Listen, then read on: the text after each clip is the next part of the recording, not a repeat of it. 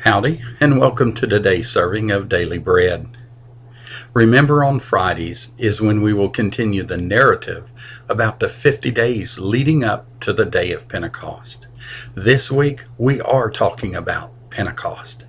God's plan is that all believers be filled with the Holy Spirit.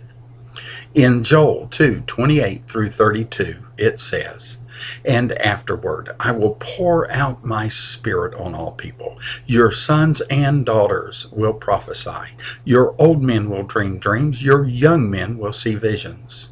Even on my servants, both men and women, I will pour out my Spirit in those days.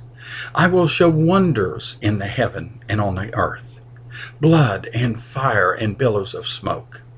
The sun will be turned to darkness, and the moon to blood before the coming of the great and dreadful day of the Lord.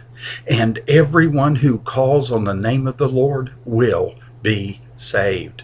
For on Mount Zion and in Jerusalem there will be deliverance, as the Lord has said, among the survivors whom the Lord calls."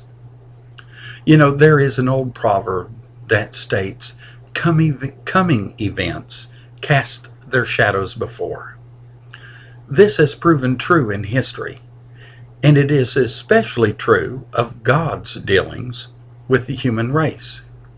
Many of his great acts did not occur without his first giving advance notice, even though the meaning was veiled at the time. The day of Pentecost was not an afterthought with God.